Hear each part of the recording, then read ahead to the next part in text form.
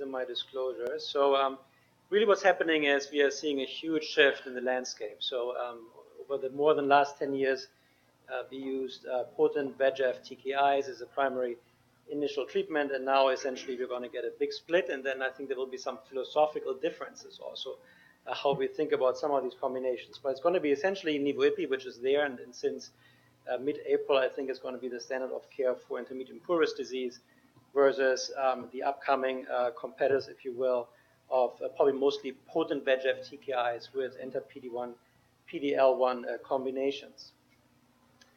So this is just to orient you. These two agents are somewhat different. They have a different side effect profile. And CTLA-4 is probably more important in the secondary lymphoid organs, but it's also maybe an efficient killer of T regulatory cells. PD-1, PD-L1 is more in the tumor microenvironment, somewhat more selective and better tolerated. So this is the study that led to the approval of nivo-ipi on April 16th. The primary cohort of patients for which the primary endpoints pertain are actually intermediate and poor risk patients, roughly 800 patients. The total number was 1,000 patients, so there was an extra cohort of 200 patients with favorable risk. They were randomized to nivo-ipi. Nivo-ipi, by the way, dosed differently than in melanoma. 3 milligram per kilogram of nivo and 1 milligram per kilogram of ipilimumab. Patients had to get all 4 doses of nivo-ipi to be eligible to continue with nivolumab monotherapy, a design that was criticized. And then arm B was sunitinib per FDA label. So as you can see, there were also 3 co-primary endpoints, rather unusual for a phase 3 trial. So the alpha had to be split. And as you can see, for the objective response was 0.001, for PFS 0.009. So that's a very steep hill to climb, if you will, and overall survival was 0.04. So the majority of the investment was in OS. These are the baseline characteristics. Was roughly 80% intermediate risk, 20% poor risk, and then in the intent to treat group, 20% of patients with good risk. Interestingly, most of the patients actually were accrued outside of the US. There was a fear that maybe there would be too much treatment with PD-1 inhibitors and crossover with sunitinib. So some of the sites actually were shut down early in the US, and the rest of the patients were accrued outside of the US. Roughly 25% of patients were PD-L1 positive in the intermediate and poor risk group, and the percentage was less in the favorable risk group. So for orientation, some people try to look at other disease sites as a potential glimpse at the prognostic, or the characterization of the patient cohort. So bone disease, roughly 20% of patients, and roughly 20 to 30% of patients with liver metastases. So this is the first co-primary endpoint. This is the response rate. And this is 42% versus 27% for sunitinib. That was highly statistically significant. And what's really impressive is that there was a complete response rate of 9% on the nivo-ipi arm and 1% on the sunitinib arm. So clearly, the first time that pure immunotherapy beat a very potent VEGF inhibitor in the first line in actually a fairly challenging patient population. So this is intermediate and poor risk. Clearly, patients that we think about, we are worried about, the patients that require treatment. And so somewhat, I would say, surprising to people who have a bias that VEGF needs to be on board to be successful in the first line. So pure immunotherapy, IO beat sunitinib. This is the PFS curve. Again, the p-value was 0.03. Would have been good if the alpha had been all invested on the PFS. But because it had a steep hill to climb, was essentially not statistically significant. However, I would say there's a good separation of the curves. I do think that the difference of 11 versus 8 months, 3 months difference is clinically meaningful. And I would say also if you pay attention to the very beginning of the curve, you don't see like an early drop-off, and I will come back to that a little bit later. So I would say that is a quite satisfying PFS curve. This is the overall survival, which was statistically very, very significant, with the median overall survival of 26 months not reached for nivo-ipi and a hazard ratio of 0.63. So this is, I would say, comes to overall survival curves, as good almost as it gets. What about other malignancies? I told you to pay attention to the beginning of the curve, and there's some other disease when we look outside of the box where we may have to wonder if maybe we should add another agent necessarily to this combination. We know that from lung cancer, when you pose combination immunotherapy against chemotherapy, is an early drop-off in some of the patients, and we see the same also in bladder cancer. So we don't see that in kidney cancer, and I would say it's somewhat more reassuring that we have an agent where there's not an immediate concern that VEGF therapy needs to be on board all the time. This is the breakdown by PD-L1 expression. I told you roughly 25% of patients were PD-L1 positive. If you were positive, the response rate went up to 58% with 16% of complete responses. I think that's rather impressive. However, what if you are negative? Are you going to tell your patient you shouldn't treat because the response rate is only 37% and the complete response rate is only 7%? I don't think so. So very difficult to make that argument, and that's why PD-L1 expression is really not used to select patients at this point in time. Maybe if you break down with some other parameters, could certainly come. I would say the other component that certainly solidified the impression was the breakdown of overall survival by PD-L1 expression. You can see a very, very significant benefit if you are PD-L1 positive, but yet you still had a statistically significant difference in OS, even if you are PD-L1 negative. With regards to toxicity, I would say this was within range what we have got to learn about. Nivo-ipi combinations typically driven in the combination phase by the ipilimumab, diarrhea, and hepatitis, as well as hypophysitis. Oops, should have been hypophysitis. And if we look carefully at the prednisone, initially we reported that roughly 60% of patients required prednisone, but there was also patients who needed prednisone shortly just for example, contrast scans, etc., etc. But if you look carefully at patients where you feel they've got a significant exposure to steroids, and I think it's well defined with saying at least 40 milligram equivalents of prednisone, treatment for 2 weeks or longer. I think by any measure, these would be the guidelines that we follow for somebody who's significant IRAEs. Roughly 35% of patients required steroids in that dosing range. Nonetheless, despite all these scary toxicities and the use for steroids, patients tend to feel better on immunotherapy than compared to a single agent TKI. Good. So what about the good risk? So we heard this was rather disappointing. The response rate was 29% versus 52% for sunitinib. PFS 15 months versus 25 months. So clearly, I would say by standard endpoints, regulatory endpoints like PFS, for example, this would not be something that you would fall in love with necessarily in comparison. However, let's not forget 11% of patients got a CR on nivo-ipi, and my bias would be that would be longer lasting than what you would see with sunitinib. Also, when we talk about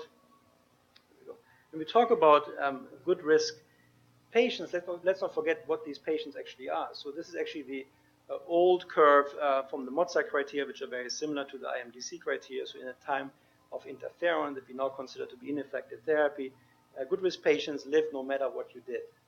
So these are patients who can essentially walk into any therapy. In fact, these are the patients we give high-dose IL-2 to. There is no PFS benefit, etc. Right? The goal is potentially cure. That's why we send these patients towards a high-dose IL-2. And I do that actually still in 2018. I think you can make an argument, and I think this would be something to debate, is, could you make a case for maybe you can still try to expose patients with favorable risk to some of these IO combinations. Maybe there will be better biomarkers, but it's certainly not something that we are not used to when we treat patients with immunotherapy. Good. If the BMS had designed the trial a little bit differently, this is actually the OS curve for the intent to treat analysis, so no weird breakdown of these subgroups, etc., just all comers. It would have been a positive trial by OS and would have been approved for all populations. So this was the OS curve for nivo-ipi versus sunitinib in the intent to treat, including the good risk patients. One thing I think that is worth also taking a look at is, what actually happens to patients who had PD-1 monotherapy for quite some time. So this is actually a Checkmate 025 study. And in blue, the bar is roughly 10% of patients. And as you can see, as you follow them over 3 years, we actually end up with patients who never progress in the single-digit range. So not very satisfying, and I'm not sure, I don't know the melanoma data as well, but I think it looks a bit different than in melanoma. In my sense, kidney cancer is a different disease, has a lower mutational burden, and I think it's harder to maintain a long-lived immune response with just PD-1 monotherapy alone. If you want to take a glimpse at what might be happening with a much smaller subset, obviously we have to wait what the Checkmate 214 study really shows, but this was the 016 experience, the first experience with nivo-ipi combinations in 2 different doses. Dosing schemas. And again, you have now, again, the tail is fairly small numbers, so take it with a grain of salt. But there seems to be a little bit of a tail forming that's in the range of 12 to 14%. So if they were to hold up, you could make an argument maybe we're actually curing some more patients with the combination than with PD-1 monotherapy approaches. So I would say this is the PFS curve of PD-1 monotherapy, and I think we can imagine several different patterns of responses now with some of these more improved therapies. This is the tail at the curve, if you will, that you can elevate. This could be where you really emphasize the PFS, but maybe you're going to go down eventually to a PD-1 monotherapy of patients who never progress. And my bias is it's essentially where these two groups will split, that you may get some more cures with IO and VEGF-IO. I'm not sure if there's true synergy. But again, I don't know, and time will tell. Another way to think about the data and also to try to interpret this rather complex assembly of clinical trials is, to keep an eye on how many patients crossed over to PD-1 monotherapy. So that was fairly low for atezo-bev and for nivo-ipi. So clearly, if you had to get an overall survival signal, I mean, you should really get it in patient populations where you don't get much PD-1 exposure in subsequent therapies. But I think, the upcoming trials, they're going to have a harder hurdle to climb. And the question is, are we still going to see an overall survival benefit? And is essentially the upfront combination of VEGF and IO as good as, or better, if you will, than the potential sequence that the control arm will experience? So, conclusions, I do believe anti-PD-1 CTLA-4 is now standard of care for intermediate and poor risk patients. There are lots of questions on scheduling, duration of therapy that remain. Do we need to stick to the every 3-week schedule? Can we space it out? Is there a role for giving maybe more? Is there a role for re-challenge? All these different things. But I do think an IO is a backbone for future combinations, vaccination events, cytokines that we will hear about later. With that, I will stop and take questions. Hey, Hans. Can I ask 2 quick questions? For that one curve where at 4 years the tail went down to just single digits, those tails include death from other causes, right? Yeah. I'm just wondering if anyone's figured out if it's from disease coming back or death. Yeah, absolutely. Okay, so we don't know. We don't know. I have a guy who's like 84, was on Nivo second line, and excellent response, was on it for 2 years, driving 5 hours every 2 weeks for his treatment. And then I did a poll, and I was like, should we keep going or not? So I want to get your take on, can we stop these drugs when it's been years and years? I mean, we have some data in some trials where, for example, in the early development of nivolumab, the agent was stopped and the patient had the chance to be re-challenged. We have some data in melanoma. We have to get more data in other diseases. But I would say most trials these days are designed to stop at 2 years. I feel that's a reasonable time frame. I don't know what Dr. Schnoor would think or someone else. Yeah, in melanoma is a really different disease. So melanoma, you clearly get CRs near CRs. You can stop them even before a year, and they continue to do very well. And the Pfizer data, the Pembro data, looks very good in terms of discontinuing patients, and 70% of them remain progression-free. But in kidney cancer, I don't have that many patients that I can only think of 1 or 2 people in all the years I've been doing this that have long-term, durable, unmaintained responses, or that get to CR. So usually, in my hands, they will progress before I can stop their therapy. They don't get into CRs. A few, but most don't. If they do get into CRs, I have no problem stopping them. It doesn't matter whether they've been on treatment for 9 months or 16 months. I just stop at a CR. I mean, I think given the data that you show, Hans, that nivolumab, it really the curve goes down really low. I think one would be hesitant to stop the treatment because that patient could eventually progress along the lines of what you are saying. So the question I would ask you is, so do you think that what we may be seeing is that only those patients that have a CR are potentially cured? So nivolumab may go down to 1 or 2%, and maybe with ipi-nivo it may be going down to about 10%. Yeah. So my personal problem with the term CRs is such an artificial term, and I think it's probably better to look at maybe deep responders. Simple truth is, scanners have gotten better. You see little cells that are left over.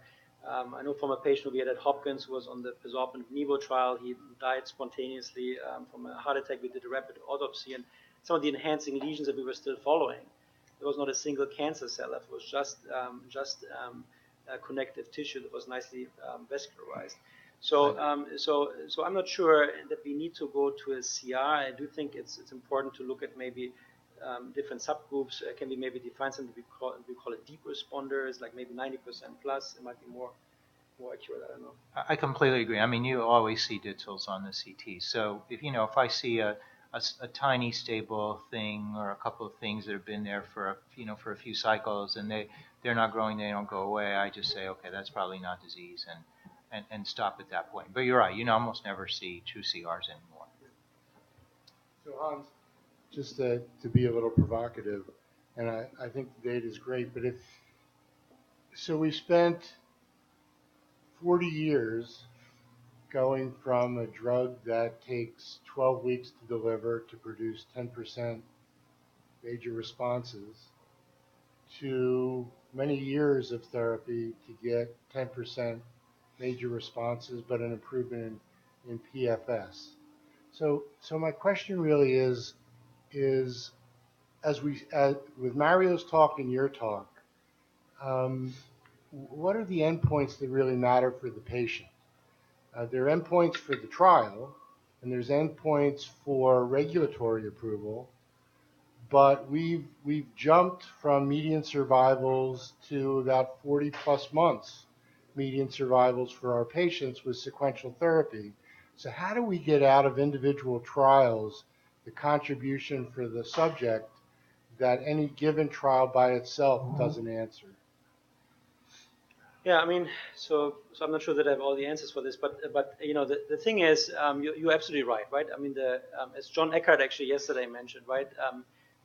What's actually important these days, and the goal really, I think is actually cure. And I would define that as a patient who's at some point off therapy, is going about their business, and the chance for recurrence is very small. So that's why I'm saying, for example, now people are saying the favorable risk group needs to be treated with cabozantinib or sunitinib, and I need to torture them for 2 years with TKIs. Is this really the real approach? Is it really like the real advance? I don't think so. Personally, I could be wrong, but my philosophy is more, can we find something else for these patients to inflame these tumors, make them respond, and then get them in the same category as some of the other patients that we treat with nivo-ipi. So I think it's important sometimes to take a step back beyond all these endpoints and long PFS that we hold up as the holy grail, and as ourselves. If I were a patient, do I want to be for 3 years on a TKI, or do I want to find a different therapy that allows me to come off at some point? Hans, I have a question. So if you had a choice for good risk patients, you would prefer IO versus Sutent, because like you said, even though PFS was better than with Sutent, OS in intent to treat population was better with ipi-nivo. So would you prefer to give them ipi-nivo or Sutent? For the good risk? Yes. Well, I would have a serious discussion with the patient. First of all, it's not FDA approved, right? So I don't know how that's going to pan out. I'm sure you can get away in some patients with it, but you have to have a discussion about it. I mean, there's certainly an important side effect profile. It's also, if you look at just the response rate, despite what I showed you with the nivo-ipi combination in the tail, the response rate is really only 29%. If you look at second line response to nivolumab alone is 25% in favorable risk patients. So it's very close to the monotherapy itself. And one of the questions you can ask is maybe we can have an adaptive approach where maybe we can start with nivolumab in some of these patients. Again, I don't worry about PFS in these patients. They can walk into anything they want to do. You could maybe start with nivolumab, and then the progression maybe add ipilimumab. Maybe we can find other ways to make these tumors more susceptible to treatment. So I do think it's a very good patient population to actually work out some of the immunotherapy, because we actually have time to work things out, and they may be more challenging than the others. So I'm actually going in the other direction, which is rather than like writing them off to TKI therapy simply because the numbers look so great, it might be the right population to actually work with. So I have two short questions.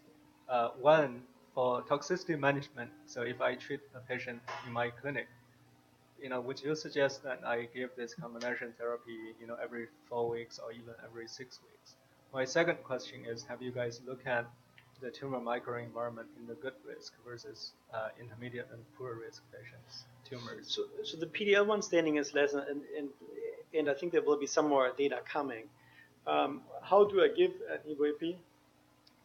If I stay on schedule, I try to find a reason to delay with the third and fourth dose. I do think, we've learned a little bit from the lung group, for example, that giving maybe every 6 weeks can work quite well with regards to side effects. So I do think, sticking to this mandatory Q3 schedule, I think it may not be the optimal way to give this kind of therapy. So I do think there's room for improvement. You look at the... It's not that bad at 1 in 3. It's, at this dose ratio, not that many people get into, not nearly as many people get into trouble. But you're also a hardcore melanoma treater. You're coming from a different world. You're coming from 10 milligrams of ipilimumab. It's true. I have a different set point. Yeah. In light of how dramatic the difference is between the intermediate and poor and favorable risk patients, do you think there's a chance this is two different diseases? So I do think there's so the biology must be different, and what I'm surprised by is that relatively simple clinical factors can differentiate between these diseases. If this holds up, if this was just like a fluke, but I think there's probably something to it. There's also some literature coming out that maybe really the disease splits a little bit into like some tumors are more VEGF sensitive and benefit from them more, and some are more immunotherapy sensitive, et cetera, et cetera. So I do think there's something to it, but that doesn't mean we need to give up on these patients. So my bias is, how can we approach them in that way? But I do think there are differences, and I do think they're real. Do you think, again, just being we spent most of the morning and last night talking about a disease where we never talked about CRs, prostate cancer. Mm-hmm. We always talked about prolonging life and allowing people to have extension. We talked about AR being the dominant pathway that drives the tumor. Here we have predominantly VHL driving the tumor. Mm-hmm. Maybe cures for kidney cancer with what we have in the box is not the goal. I think it is achievable for some. I have patients who are on high dose IL-2, and I feel very comfortable using the word cure for these patients. So I do. It's achievable for some. I think some patients will never respond to immunotherapy, no matter what you do. And some people may have evolving disease and initially respond, et cetera, et cetera. So I do think we need to individualize by patients, but I do think there will be a certain percentage of patients we can cure. Sorry, I was going to finish. I thought you were done. I was going to keep going. No, that's fine. My question was, I thought it was really interesting. You said you had a patient who had a PR, died of another cause. You did an autopsy, and you found that his tumors were just fibrosis or scar. Correct. Is that something that should be done more in the management of kidney cancer, resecting residual disease? I have a patient where we long ago had a great response to TKI. We resected what was left. He was off therapy for several years. Still alive and doing well. And so, taking a play from the testis cancer playbook, right? Should we be resecting residual tumors if they're resectable? Yeah, I mean, this is a very good point, right? And so, for example, I had a patient who had a dramatic response to nivolumab monotherapy, but he also developed HLH and almost died from it. He survived, et cetera. But all of his disease, which was like a huge, bulky tumor burden, disappeared, except a few months later, one single lesion reappeared, right? So how do you think about that lesion? It's probably a clone that's not going to be susceptible anymore to immunotherapy. You actually don't want to go back right now to immunotherapy, so you just zap it, you eradicate it, you cut it out, you use stereotactic radiation. So I do think these are ways to address heterogeneity, right? Is there something left? Can we go after clones? Yeah. And quite frankly, if you treat patients with immunotherapy, most of the time what I see is actually mixed responses. Yeah. So some disease disappears and probably never comes back, and then there will be other clones that just will take over, right? And then you already have, if you will, in the patients selected for the more aggressive disease that may need an extra push to respond, you may need to induce a vaccination event or something of that nature. So I do think we need to be smarter about maybe really individualizing some of these approaches. Yeah. So Hans, you made a point that if BMS had designed Checkmate 214 differently and just look at overall survival for the intention to treat, it would have been a positive trial, and then also emphasize that the complete response rate in the good risk group was very similar to the intermediate and poor risk at 10%. Now, I think in my mind, the critical question is whether that 10% of patients in the good risk group would be the same percent of patients or a similar percentage of patients that could also go on a CR after high dose IL-2. Because then, and that seems to me a critical question, right? Because if that is the case, you're talking about a treatment that sure is fairly toxic, but it's acute toxicity. You don't have to worry about these lingering awful toxicities such as cardiac myositis or Guillain-Barré or potentially, nasty toxicities. And then it's not sort of a treatment that you're going to have for months, potentially years. So how do you see this? Can you comment on that? What efforts do you think could be implemented to try to determine whether this is the same group of patients that could potentially go on a CR after high dose IL-2? Yeah, certainly, let's say looking at the patient, looking at tissues can be helpful. We have some clinical anecdotal evidence that suggests that actually patients who progressed on IL-2 can respond to immune checkpoints and vice versa. So, for example, the patient with this essentially pathological CR who died from a heart attack, he got actually for the first time 14 out of 14 doses. It was my only patient I've ever had with kidney cancer, 14 out of 14 doses of high-dose IL-2. He progressed right through it, and then he had a dramatic response to the checkpoint. So I do think there might be some differences. Might also be the reason why there's maybe some synergy between some of the pegylated IL-2 and checkpoint inhibitors. But what are your thoughts? Well, I think that's right. Plus, I think the last cytokine working group trial didn't show any real differences in response rates between favorable, intermediate, and poor risk patients. In fact, a lot of the responses were in the intermediate risk group. So, it's a myth that the IL-2 responders all are in the favorable risk category. Is that your impression, Bob? Yeah. I have used Bob, I have used IL-2 for last 10 years. I never looked at prognostic risk categories. According to the NCCN guidelines also, if they have good organ function and good performance status, they can be considered for high-dose IL-2. So I think this myth that high-dose IL-2 were always those patients who were in good risk category is wrong. Although performance status, right, it's one of the prognostic factors on both the Heng and the Mozart, and is one of the things that most of us would not consider doing high-dose IL-2 for a patient that would have poor prognostic, poor ECOG performance status, and that would make them immediately intermediate or poor risk, right? At least intermediate with one criteria. Yeah, but they're good. They're PS0 patients that are intermediate and at least intermediate risk. Right, but the key for IL-2 is really normal organ function, normal heart, good lungs, right? And then otherwise, then you can treat. In fact, most of the IL-2 patients treated by us in the last 10 years probably belong to intermediate risk category for multiple reasons. That's because 50% of the patients that have metastatic disease are in the intermediate risk category. Hans, what happened to the patients who needed high-dose steroids? What were the characteristics and what were their outcomes? We will have some data coming out in an abstract form for ESMO, where we look at essentially, and that's indirectly related to what you're saying is, most of the side effects are clustered obviously around the 4 infusions. And we're looking carefully at the patients who never get all 4 doses, for example. So there's going to be mixed kind of category, but I think there will be some interesting signals there. Great discussion. I think we should move on. Bob Goodwin is next.